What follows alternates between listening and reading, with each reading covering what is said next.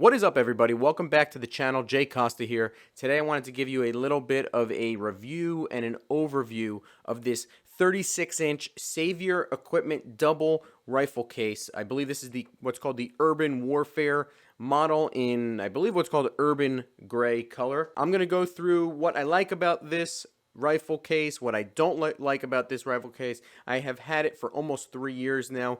I kind of want to, I have a good idea and understanding of, like I said, what I like and what I don't like, its shortcomings and its positives. The price, number one, is the biggest positive here. When I bought this 3 years ago, or almost 3 years ago, it was $60 on Amazon. I believe it is $80 now, but still, even for $80, that is an amazing, amazing deal. This is not made in the USA or anything like that. I don't know if it's made in China. I try not to get stuff in China nowadays. 3 years ago, I didn't care as much. I believe it's Myanmar. But regardless, when it comes to firearm stuff, I would rather save some money if I can. I'm not a duty person or anything like that. This bag, I'm not going to have to, defend my life with in any way, shape, or form. And my life doesn't depend on this bag in any way, shape, or form. I'm a very simple, going to the range once or twice a month sort of shooter. So I didn't need anything crazy. I'd rather save that money that I instead of getting like a a $400 bag, get this $60 to $80 bag and take that money and put it towards real equipment that really matters, like my rifles, put it towards ammo and put it towards training. That is just my thought. If you agree or if you disagree, please let me know in the comment section down below. Okay, so I have this thing fully loaded right now. All right, it has two 14.5 mid-length BCM rifles in there, both with optics, one with an LPVO and one with an Aimpoint Pro red dot. I have magazines in both of these pouches, and I have two handguns in this middle pouch here, big ones as well. Let me get into this bag a little bit. We'll start with the outside, and we'll work our way inside, and I'll kind of show you how I have it set up most of the time. And yeah, let's get into it. All right, guys, so let's get started. First, on the outside of this bag, as you can see, and as I stated before, this is the Urban Warfare bag. It has some, molly hooks in here. I don't use that stuff. I really don't have much of a use for molly attachments at all too much. But you do have that there if you want it. There's also Velcro here. You have zippers here with two separate pouches. So there's one separate pouch here, another separate pouch there. They're not connected. I don't have anything in here at the moment, but you can use it for anything you'd like, really, anything that you need quick access to, like a range pass or something like that. Onto the inside of this big pouch here. The zippers they're not great, honestly. They're not YKK zippers. I don't even know if they're metal or not. It's hard to tell. But they do lock together like that, and you could put a lock there. So that is beneficial. If you go into this pouch here,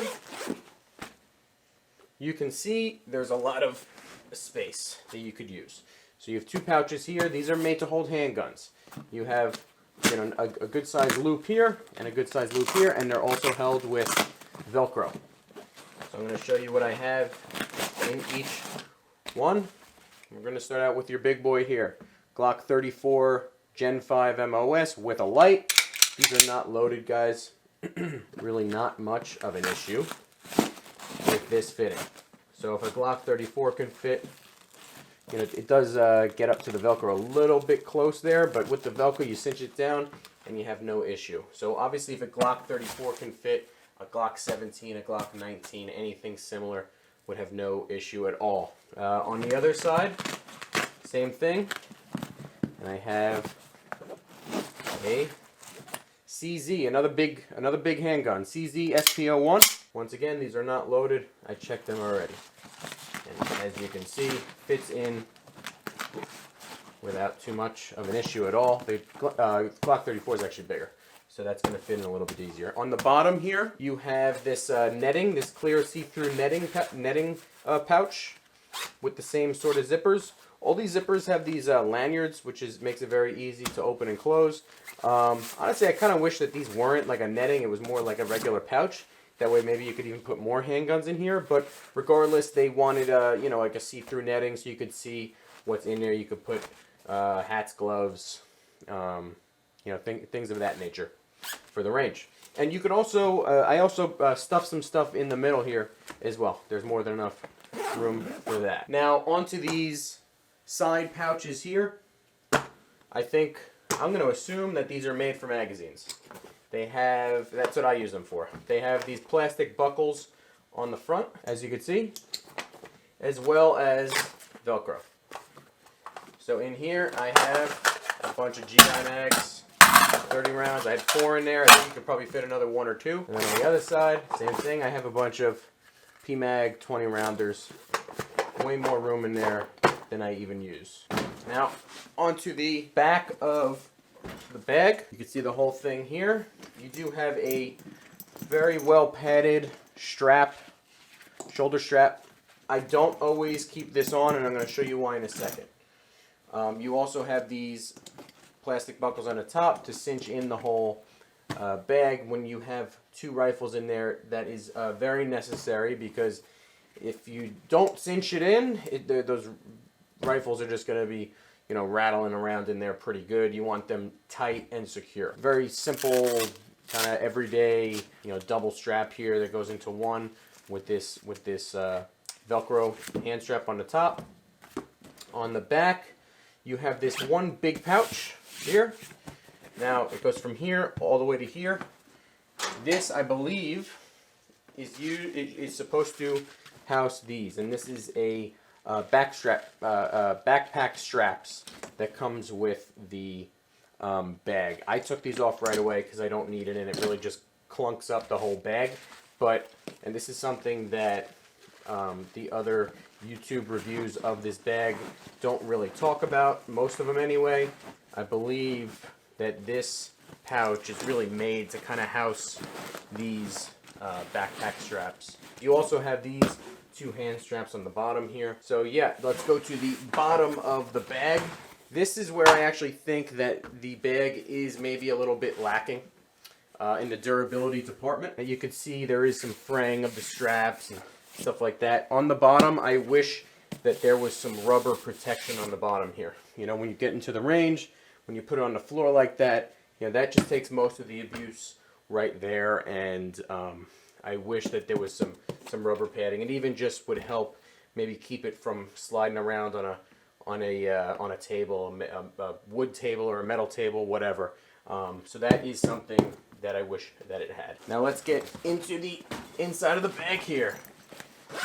Same sort of zippers on here. Like I said, don't know if they're metal or plastic, but you can lock them together with a little lock, which is beneficial. And this is how I have everything set up with my 2 rifles. Now, this is what I was talking about before. This is why I don't keep this shoulder strap on. And one of my complaints about this, you do have metal D-rings here and metal clips here, but when you have this on, it just restricts how much access I have to this whole inside. So I like to take this off, and then that way, just get it out of the way. And that way it can open up all the way, and we can see everything that's in here and gain access to it very effectively. These are both BCM 14.5 mid-length rifles. One has a Surefire Scout Light here with an Aimpoint Pro. All right, and then the other one has no light, but it has a foregrip, and it also has an ACSS Primary Arms Raptor LPVO. Okay, and you can see how the rifle goes in, how it holds the rifle together here. It has these corner pouches for one. The stock goes in one end, the barrel goes into the other end, and then you use these straps. Make sure you get this strap underneath. You get it underneath the grip. When it's over the grip, it won't grip it as well. You get underneath the grip, and you Velcro it up to the other strap there. You have this middle divider, so to stop the 2 rifles from clanking and rattling around with each other. It is removable by Velcro. So just in case, it is a double rifle case, but if you're only using it for one, you could take this out. You could take it out when you're at the range and use it as a little work pad. Whatever the hell you want to do is fine. As you can see, this is held in the same way. You can see the straps are well stitched. Now, one of the best parts about this bag is this little piece here. You have padding on 3 of the corners. That's why I put this one with the LPVO, this rifle, on this end to give it, to just make sure it gets that protection. This is to protect your rifles, because I figure that the primary arms LPVO is a good bit more, obviously it's bigger, but it's also a good bit more fragile than the Aimpoint Pro up there. So let's just get this back together here, and you can see one last time kind of what it looks like now that you know what is in there. Here's the strap. You can put this together. You could use these to cinch it up, and then you could put the shoulder strap back on the other D-ring, and that's it. You saw what I had in there, right? You saw 2 full-size 14.5-inch rifles. You have a Glock 34 and a CZ SP01. You have 4 30-round mags in here, which you could fit more of. You have 4 20-round P-mags in there, which you could fit more of. So this is going to be a heavy bitch when you bring it to the range, but it's got everything in there. So yeah, really, it's a very good bag for the price. I would get it again, but I would probably get it in black this time, because I think the black would wear a little bit better than this gray. This gray, it may look good on camera, I'm not sure yet, but it is starting to look a little bit aged in some spots. It gets dirty and whatnot. It doesn't hide the dirt and stuff and wear and tear as well as the black would, I would assume, but who knows? It doesn't really, I don't lose too much sleep over it regardless. But yeah, the storage is really, really good. The quality's good for the price. The stitching is very good. Everything's like double stitched in all areas. The features are very good. Like I said, one of the major complaints that I have is that there's nothing down here in regards to, you know, rubber padding or anything like that. Anyway, let me know what you think in the comment section down below. If you're thinking about getting this bag, let me know. If you already have it, let me know what your thoughts are on it. Like I said, I do like it, and I would probably get it again, but probably not for any more than it is right now. I don't know if I'd pay $120 for this thing, but I got this for $60. They're now $80 on Amazon. I'll put a link in the description below so you can see you know, what they're selling for now on Amazon. But yeah, if you have any questions or anything, please feel free to put them in the comments. If you liked the video, smash that like button down below. Would greatly, greatly appreciate it. Really helps me build my channel. Until next time, guys.